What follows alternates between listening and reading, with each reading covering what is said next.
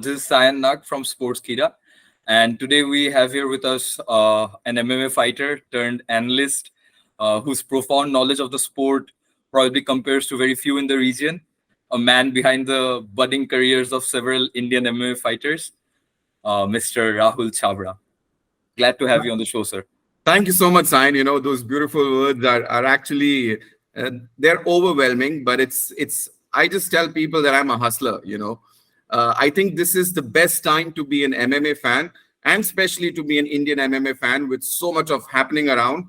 And I think everyone gets an opportunity. So I've been lucky that I've been hustling and getting results. Well, to start with that, so how's the hustle been from a fighter to an overall expert of the sport? Yeah, so I think being a fighter was it was a very short span. Like being a legit fighter, I was only fighting in amateur circuit because I started off pretty late. So to be a fighter, you've got to start early. I started off pretty late, but still, that was when the Indian MMA scene was growing, and I was lucky enough to fight in amateur circuit, score a couple of losses, and then decide this is something that I enjoy doing, but not on the mats, not inside the cage, probably outside the cage. So, I fought amateur MMA until 2016. Then I grappled in 2019. But then I think I found my mojo right outside the cage, sitting, analyzing, calling out fights, and doing a lot more other stuff. But of course, when you train in a discipline, when you train in MMA or when you train in jiu-jitsu or maybe in karate, you definitely comprehend the sport. So Right. It's been an excellent journey for me. You have bounced back pretty hard from those losses, sir. So, to begin with, how's the road to UFC impacting Indian MMA or has impacted Indian MMA as of yet? Well, it's not impacted Indian MMA, I should say, but I think Road to UFC is a new avenue that fighters look forward to. Before Road to UFC came, Asian fighters, especially in South Asia and Southeast Asia, they were not sure on how to actually get to UFC. But now there's a platform. So to me also, I've been trying to study the format, and I think it's a little bit vague and ambiguous because they call it Road to UFC Asia. Now, when we talk about Asia, Asia is huge. We've got Central Asia, we've got Southeast Asia, we've got South Asia, and then we've got Middle East. But I think as far as I comprehend, this tournament is more focused towards South Asia and Southeast Asia. So I think now the fighters definitely know how to get into UFC. There's a progression which is called Road to UFC, and it's an annual affair now. We saw Anshul Jubli winning the lightweight tournament last year, and this year the tournament kickstarts tomorrow. Right. Also, since you have been a pivotal part of the MMA scene since a very long time now in the Indian MMA scene, how has the scene been impacted by Jubli's win in particular? Anshul Jubli has literally painted the world with Indian MMA.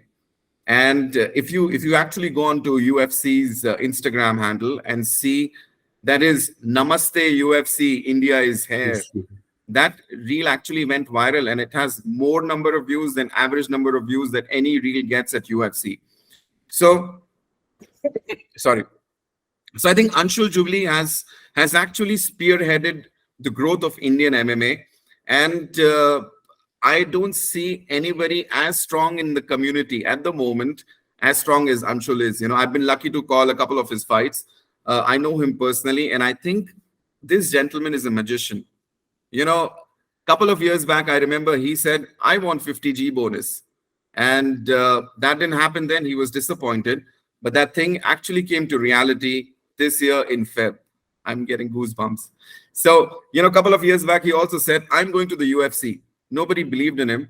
But then he's actually gone to UFC. And to give you another scoop, probably he's fighting on 26th of August in Singapore, because UFC is coming to Singapore Indoor Stadium on 26th August. I think it's going to be semifinals for Road to UFC, and you may see Anshul Jubli fighting on the same card. All right, that's big news. Thank you so much, sir, for the drop. Okay, and what are your expectations from upcoming fighters in the near years, near future? So the future is bright, there's a huge, huge opportunity. And now that Indian MMA is actually getting famous, I think the opportunities are huge. Like until 2022, right after getting out of the pandemic, when everything was slow, there were no events happening in the country. Nobody thought that we will see Indians going to UFC, we will see Indians going to PFL, we will see Indians going to different promotions, and now it's actually happening. So, my friend, I must tell you that the future is actually very bright. And today is 26th of May, and this weekend is actually pretty historic for me. Why? Because I've not seen it happening, but four of our fighters are actually fighting in global promotions. So this evening we saw Ehtesham Ansari fighting at Niza Championship in Kazakhstan. He won via first round submission.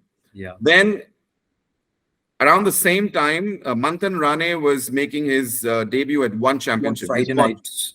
Yeah, so he's Got the actually decision. It was a tough fight. it was a tough fight, and that shows the level of Indian MMA fighters. Manthan Rane is very strong. He was undefeated till this evening, and he's the only Indian who fought twice at One Warrior Series and won both the bouts. So it was a very tough fight, excellent fight. But then again, it went to the decision, and it was given in favor of Manthan's opponent. But it's an excellent, excellent weekend here. And now tomorrow, Sumit Kumar goes to fight his Korean opponent. And on Sunday, we see Rana Rudra Pratap Singh fighting at UFC. Now, as an analyst, I'm saying that this is historic and iconic. Why? Because prior to this, we were always evaluating fighters as whether they're coming from, big promotions or not. Right. I mean, if you look at Anshul, if you look at Pawan Maan, I'm sure a lot of people will disagree to it and probably hate me for this. But then Anshul and Pawan Maan, when they went to fight a Road to UFC, they were carrying the legacy of fighting at Matrix Fight Night. Before fighting at Road to UFC, Anshul was 5-0 at Matrix Fight Night. But now this weekend, we've got four fighters who don't have that legacy of fighting in a big promotion. But the only legacy that they have is blood, sweat, and tears. So Indian MMA is actually growing at an exponential pace. And it's pretty exciting to see that our fighters are actually going there. I mean, of course, it's not easy to win against foreign opponents in the foreign soil. But I think, reaching there is the first stage. Conquering that territory will be the next one. Right. So since the sport is comparatively unorganized in the entire country, so a lot of aspiring fighters, and by aspiring, I don't mean fighters who have already made it to leagues like MFN, to the MFN prelims maybe. I'm talking about fighters who are aspiring to make it to MFN prelims. So for these fighters who are still very, very early in their career, some of them spend a lot of time, waste a lot of valuable time, I would rather say, fighting in random club leagues or random club fights. So what would be your advice to them so that they can make it to the big leagues? What would be your advice for their early careers? Sure. So, I'll throw in some light about the formats that MFN follows. So MFN has International Fight Night, which is 3 to 4 a year. And then MFN last year also started a feeder series to the International Fight Night, which is called MFN Contenders. So last MFN Contenders, we saw more than 400 people coming in and fight, and many fighters who were ready to go on the big stage. They got the contracts. Right. Out of which Dinesh Naurem is one of them. Neeraj Panghal is another. We had Akib Ali. We had Owais Yaqub. All these guys have come up from MFN Contenders. So, of course, the scene is pretty challenging for amateur fighters. And I feel for them because when they go fight at random events, they shell out 2,000 to 3,000 rupees just as a fee to fight. Right. Now, I was just doing some calculations. Imagine if it's 2,000 to fight at a local amateur event. Right. Besides that, if they're coming from some other geography or some other city, the travel cost. Right. Training in MMA is not cheap. It's very expensive. And when you train, you definitely need to take care of your nutrition. Right. And when you train and you're highly focused, you will definitely have injuries. Right. So the direct cost of fighting at an amateur tournament could be 2,000, 3,000, 2,500. But then the indirect investment that a fighter makes is huge. Simultaneously, the fighters compromise on their studies, their career. They pick up small jobs as a gym trainer or maybe a coach or maybe taking PT sessions. Just just because they're fighting for a dream. So, of course, the circuit is unorganized at the moment at the amateur level, but I think our fighters are now getting educated. They're getting a lot of awareness and they're making the right choices. So I think soon we will see a time when our MMA fighters will be as celebrated as our boxers. We sure hope to. And all aspiring fighters, please do take note. Some very wise words. And then you have sent fighters. You have been a key role, I would say, played a key role in sending fighters to both the PFL and Road to UFC. So, what would you say is the future of Indian fighters in these two platforms separately? See, again, I'm saying the same thing. The future is actually huge. Now, I'm going to throw in some data and facts here, which I don't usually share. But then let's look at India, and then let's look at where India is in our continent. So, in this region, which is South Asia, India is dominating MMA, and our fighters are doing excellent. So, there is less of legit MMA in Pakistan, but there's still good MMA in Pakistan. There's no MMA in Nepal. I mean, there is MMA, but again, there are less number of people, and the scene is actually catching up. Bangladesh, no. Then Sri Lanka, no. And then we've got a couple more other countries wherein there is no MMA. So in South Asia, we are dominating. We're spearheading the scene. Similarly, if you look at Southeast Asia, in Malaysia, there is no pro MMA. Okay. There's only amateur MMA. In Indonesia, we only have one Pride MMA, which is doing excellent. And they are directly under the mentorship of UFC.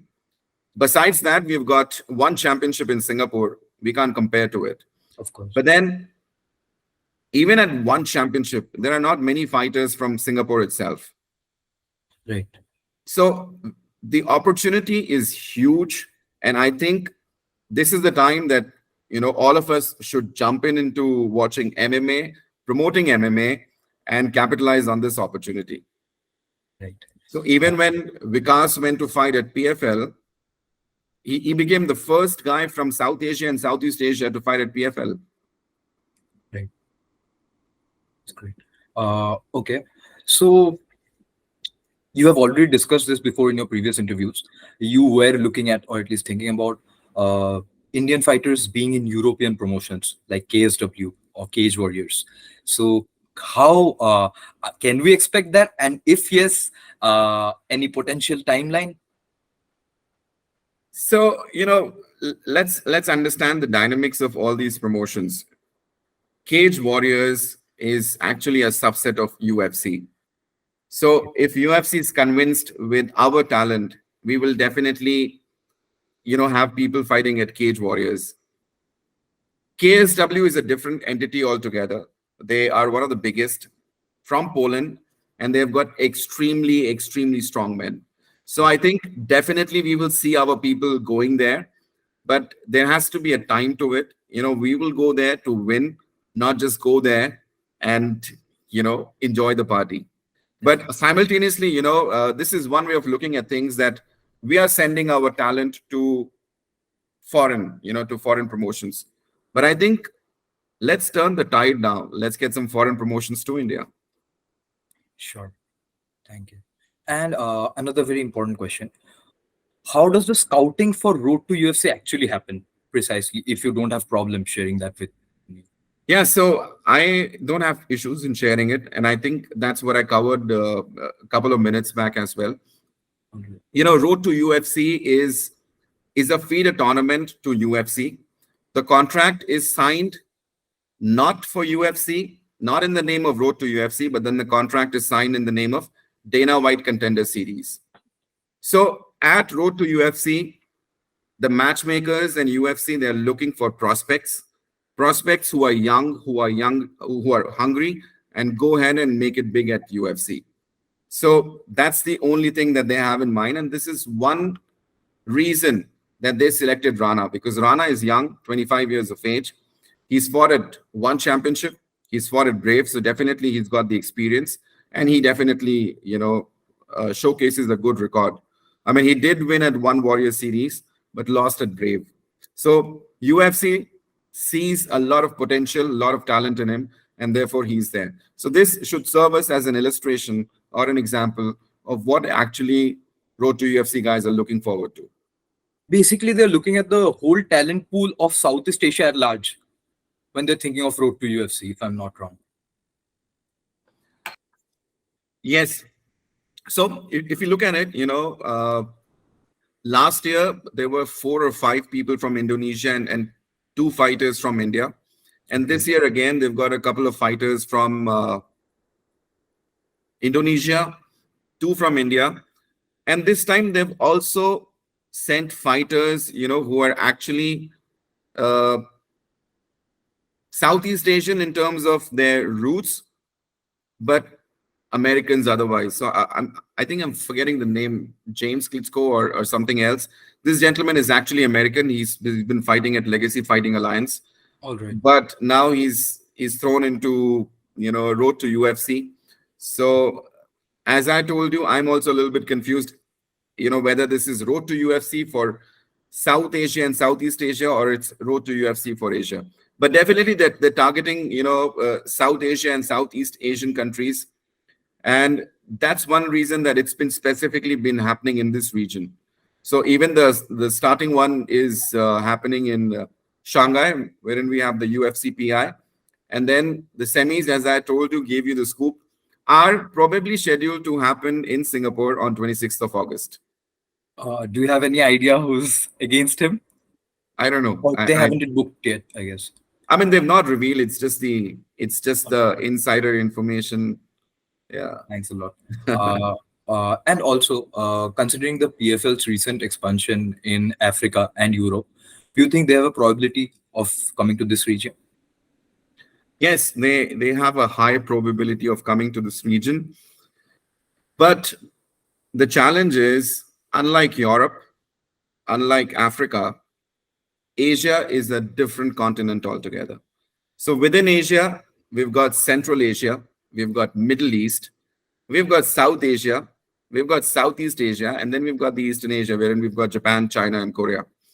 So it's not easy coming to Asia. And I think if PFL wants to come to Asia, they'll come into different parts. Probably in a couple of days, you'll get to know if they're coming to Asia or not, because the way PFL is expanding, it's crazy, man. It's crazy. They're throwing in bombs every 10, 12 days. Right. And, the best thing about PFL is they just started in 2017. It's been 6 years. They're a listed company already. And personally, I enjoy working with PFL because, as the name says, they're 100% professional. So just an example, when Vikas was selected for a PFL Challenger Series, he was supposed to fight in March. And then we had entire documentation ready before December. So everything was ready. His work visa, his documentation, his flight tickets, everything was sorted. So that's how professional they are. Okay, glad to know that. So that was the last question from me. I'll be handing over to my colleague David for the next part of the interview. And it was a pleasure and honor talking to you, sir. So Thank you so much, Sayan. Yes, Sayan. Sorry. Signing off from Sportskeeda. Over to you, David. Once again, it is an honor to be back talking to you at Sportskeeda MMA. And today I have the honor of having a conversation with a man who has played an integral role in the growth of MMA in India, a former fighter, an analyst, and even a commentator, Rahul Chabbra. Thank you so much for joining us. And thank you again for taking out the time to have this conversation with us. Thank you so much, David. I'm really excited to meet all of you and the Sportskeeda team. And I think all of you are doing a fantastic job in covering MMA. I mean, the global MMA and also the Indian MMA now. So I think this is very much required because Sportskeeda is an Indian organization. And definitely there has to be an eye on the local scene in the circuit. I totally agree. And like it really is a lot of fun watching, as you were mentioning earlier, watching how the MMA scene is blossoming. And you're so right about the fact that this is the perfect time to be like synced in with this sport because it's only going to get better everywhere, including India, right? And so like with this section of our interview, we basically wanted to discuss one of the biggest or the biggest promotion in India, and that's MFN Matrix Fight Night.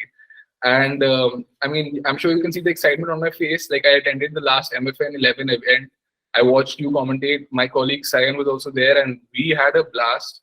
And like at the Talkatora Stadium, and so now just a week or two ago, there's an announcement that MFN 12 is coming up, and I myself, just following the social media page, can tell like from the last card to this card how the popularity has already grown. Like a lot of my friends are going to come, a lot of other friends are going to come. So like no doubt the MFN has played a pivotal role, you know, in fostering MMA talent in India. Moreover, as I said, the production value and the quality just seems to be getting better every time, right? So, but what would you, as a representative of this insane brand, uh, point as an advantage for fighters? How does this promotion separate themselves from any other promotion, and what are the advantages that a fighter would sort of have by joining this promotion? Right. So, I can see the excitement in your eyes, and I must confess that MFN is not only the biggest in the country, but we are the most promising in entire South Asia and Southeast Asia. And the way MFN is going ahead, I think soon we will be the best. So, what classifies MFN or Matrix Fight Night from other promotions is we are 100% professional. The promoters are actually inclined to give a full-time career to the fighters. So if you look at fighter safety, MFN stands for the fighters. If you look at, taking care of the fighters, the hospitality, MFN stands with their fighters. You came and attended the Talkatora event, but then MFN 5, 6, and 10, they were hosted at Palazzo Versace in Dubai. So MFN is not just a MMA event. It's definitely, I should say, it's a star-studded event, and the way promoters take care of their fighters, it's just spectacular. And the biggest of all, MFN pays extremely good. The payment is excellent. The payment is as good as any other foreign promotion, or maybe better than some of the foreign promotions. When I say foreign, I mean the West. I agree. I believe you mentioned in a previous interview with Locker Room that the promotion almost pays double of what LFA pays. And like, if that is the case, as I mentioned, like fighters watching this interview should also take note of the fact that like there are promotions outside in the West where they do not pay that well. So there should be a fire and like an initiative to work towards joining this promotion, surely. So moving on to the card. One of the most exciting fights, in my opinion, is Neeraj Panghal versus Digamber Singh. And however, what I have noticed is that both of them are relatively new in their careers, right? Like both of them are 2-0. So my question to you as an analyst would be, do you think we're making this matchup a bit too early, or do you think this is one of those matchups which we'll see like happen again and again? Because like in my opinion, this is going to be like a really intense matchup. Yes. So before we actually get onto the card, I want to give a lot of applause and credit to Krishna Shroff, because this time she's the matchmaker. And I think she's one of the biggest MMA fans. When you talk MMA with her, she knows about all the promotions across the globe. She knows about the fighters, and she knows the sport in and out. So, much respect to her for putting up such a banger of a card. Now, as an analyst, I think this is the right time to make this fight, because Digamber and Neeraj Panghal, I've seen them fighting at the amateur circuit, and they've really grown fast.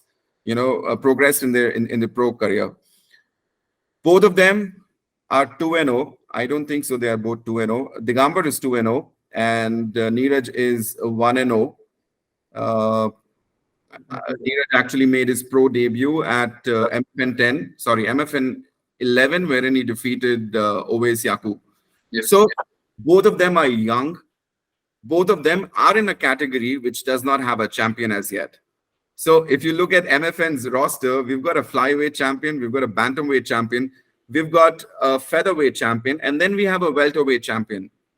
So the lightweight category is sandwiched between two champion divisions, and I think this division is actually going to get very lit because both these guys are skilled, and it's going to be a brutal war. This is the fight to watch out for at MFN 12. I saw Digamber fighting at the amateur circuit, and then he was progressing with each and every fight. Then when I saw him make his debut at MFN, I was amazed because he took on Parakram Dandona, who was an experienced fighter, and he was making his pro debut. But then Digamber literally put up a show. The kind of combinations that he was throwing in, especially those elbow combinations and then spinning elbows. That was brutal. So, that's the day I became a Digamber fan, a bigger fan of Digamber. Against him, we've got Neeraj Panghal. Now, if you watch Neeraj Panghal fight at MFN 11, the fight started off pretty slow, but then Neeraj dominated the pace, with his brute strength. And then the way he choked out Owais Yaku and then let him go was just crazy. So I think this fight is going to get everybody really hooked. It's like you blink and you miss kind of a fight. I agree, and I also feel like both of their personalities are sort of very much like in a contrast. Like Digamber is really quiet, doesn't like to talk too much, whereas Neeraj, like we saw in the last fight, after choking out Owais, he just dropped him brutally.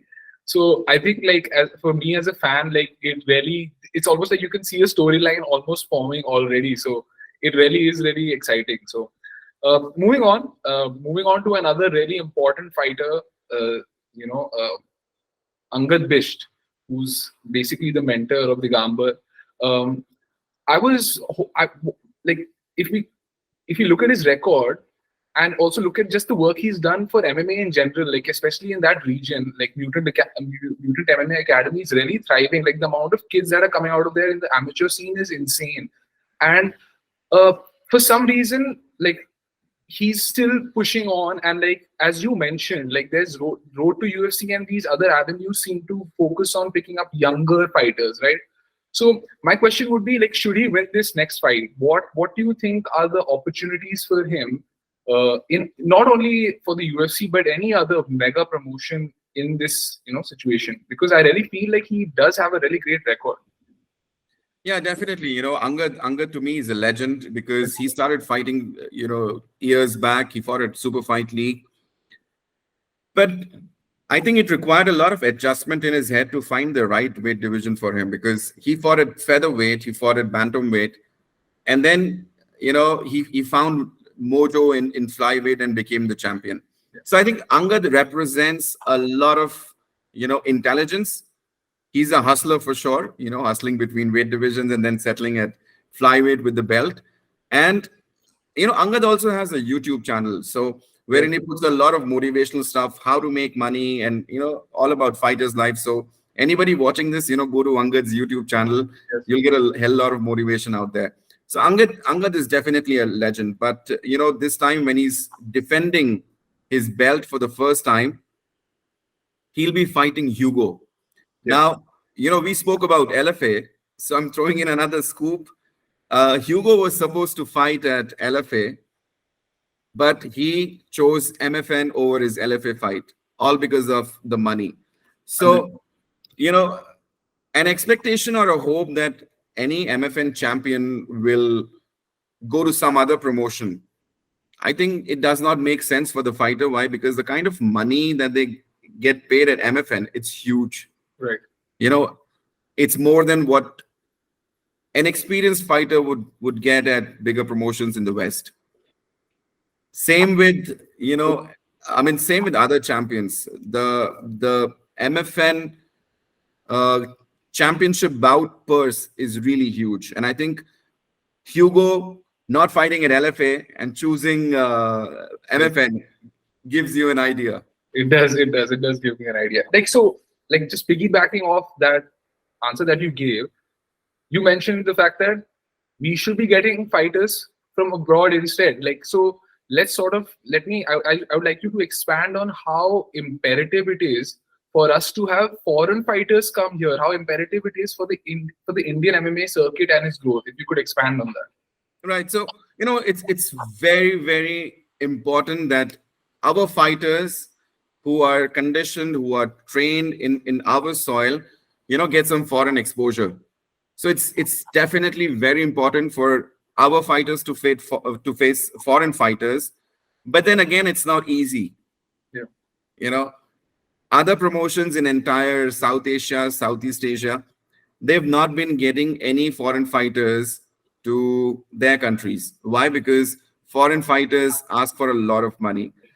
This is the ceiling that MFN has been breaking. So right from MFN 6, we see a lot of fighters coming in to, fight our guys. And it's excellent to see, at MFN 10, Sham Anand knocked out. That was a brutal knockdown, Richard Burns of UK. And I think he took it very personal because he made a personal statement after that. And again, on MFN 12, Sham Anand is fighting an Egyptian guy, Mido. So it's imperative that our fighters get a taste of foreign fighters, because the training that we do here is different from training in Central Asia, in Egypt, in Brazil, in US. So it's definitely very important for the growth of MMA. Simultaneously, sports is growing. Yeah. So probably tomorrow you might see that, rather than getting fighters from abroad, imagine if we get foreign promotions to India and, collaborate, synergize so that it's a bomb. I agree. And I agree with the fact that collaboration is what will help like the Indian MMA circuit go ahead as well. Coming up to another matchup between veterans. So Sandeep Kumar Dahiya is making a return to the cage after almost a 2-year layoff, right? And so, as an analyst, how much do you think this layoff affects a fighter who's, even because I mentioned that because I agree that a layoff does affect fighters, but in the case of a veteran, what would be your opinion? A veteran like him, what would be your opinion? Yes, so cage rust is 100% real. If a fighter doesn't fight for some time, there's some rust setting into him, but not in the case of Pawan Maan and Sandeep Dahiya, because both these guys grew up fighting. If I talk about Sandeep Dahiya, the gentleman is actually a legend, He's done wrestling, he's done boxing, he's done MMA, and he's also done show wrestling, which is something like WWE, and he has his own academy in his hometown. So I don't think so that cage rust will matter, because both these guys have a lot of bad blood between them. So this is the third fight in their career. The first fight that I think happened at MFN 3, yeah. Yep. That actually went to a draw. So it's pretty rare to see a draw in MMA. Yeah. But that went to a draw because Pawan Maan did a foul in last round and a point was deducted. Oh. The second fight that was in Dubai at MFN 5, Pawan Maan won via unanimous decision. Yeah. Now this is the third fight. It's going to be a game changer. Why? Because both these guys have fought in welterweight divisions. Okay. Which is not the real division for Sandeep. And now this fight is actually happening in light heavyweight division. And both Sandeep and Pawan Maan started their careers in light heavyweight division. So there's a massive storyline. There's a lot of bad blood between both of them. And it's actually going to be a banger because both these guys can literally box. No doubt. I mean, I agree. There is a lot of bad blood. And that's what I was going to get at, like, because this is one of the trilogy matchups which we are having at MFN, and it really is going to be exciting to see how Pawan Maan. I follow Pawan Maan, and I see Pawan Maan just training all the time. Like, so I'm really excited to see him step into the cage and perform after a long time, especially after coming back from the road to the UFC. Right. Another prospect that I have made a note of coming out of Mutant MMA Academy, and he's going to be on the card as well, Aminder Bisht. So, like, he's clearly a very athletic, explosive fighter. And I don't think I've seen such an explosive striker on the scene yet, like in terms of his accuracy. So, what do you think would be his potential, right? In terms of like uh, the potential for his ceiling, in terms of where he could go. Yeah, so Aminder Bisht is actually making his debut on this card, and he was initially supposed to be fighting Abhimanyu Rai, but Abhimanyu Rai is injured, and therefore Akash from Chandigarh steps in at the last moment to fight him. It's going to be an exciting fight. Aminder Bisht, he can strike, but then the gentleman is actually very skilled. He's a Pahari. He's strong as well. He's got those, the 4G genes. And Akash is making his pro debut. Akash, I've seen both these guys fight at the amateur circuit. Both these guys fought at MFN contenders as well. Akash is a wrestler. I mean, he's predominantly a wrestler. And, remind me, I'll send a couple of his fight videos. He's habitual of picking up his opponents and running to the other extreme of the cage. So I think that's what we're going to see in this bout as well. Definitely, Aminder is skilled. He's making his pro debut, but Akash is no pushover. He reached the finals of MFN contenders last year, and that's how he got the contract. All right. Yeah. All right. That's what, like, so this card is really stacked from the bottom to the top, like this. So that is why I have so many questions. In fact, I was telling the team I could go on and but we understand that you have a paucity of time, so we'll stick to it. Another question that I had, and before I move on, I'd like to mention, because I already asked this question before, with regards to foreign fighters, we have fighters from Egypt, China, Brazil, and many other countries over the past few MFNs competing in MFN. So, as mentioned, everything takes time, and as time is passing by, we're seeing more and more talent come in to the sport, and all thanks to MFN. So, fighters should take a note of that as well, right? This is a question with regards to, again, one of the few female fights on the card, and MFN is really taking this aspect of the sport seriously as well, ensuring that there are female fights on the card whenever possible, right? And we have veteran Puja Tomar returning to the cage. She's the reigning champion. What do you think? Again, because she competed in one before, she's one of the most legendary MMA fighters we have from India. So, what again do you think? Considering the winning streak that she's on, what does she have to do to get back to the level that she thinks she was at before, and what are the steps that you see her taking to do so? Yeah, so fighting is not easy, especially when you're a woman. You've got to fight against all odds to reach there and then fight. But when it comes to Puja, she's been a fighter throughout. Before transitioning to MMA, she was a Wushu national champion for 7 times. She transitioned to MMA, went to fight at Super Fight League, then went to one championship, and then came back to the home country, and she's enjoying the kind of fame, the kind of money, and the kind of recognition that she's getting for her fighting. First title defense, and this is going to be one crazy fight, because we've got Huang from China, who's also a skilled kickboxer. Right. And then we've got Puja, who's skilled with a Wushu game. I think it's going to be a game of aggression. The fighter who's more aggressive will definitely get it. But Puja, for sure, I know her personally, she is not letting go of this belt anytime soon. Yeah, I totally agree. Even in a fight with Stamp, the just the pure heart that she showed, not giving up, there is no doubt about the relentlessness that woman has. So we really hope that she is able to put on a great performance in her next outing. Connected to Puja Tomar, there's this other sort of rivalry which maybe I have in my mind that is there, but Jojo Rajakumari and Puja Tomar had this really close fight where there was a split decision win for Puja Tomar, right? And so Jojo Rajakumari is fighting on the same card as well. So do you see if both of them win? Like, do you think Jojo Rajakumari should be deserving of a shot at the belt should she win on the same card?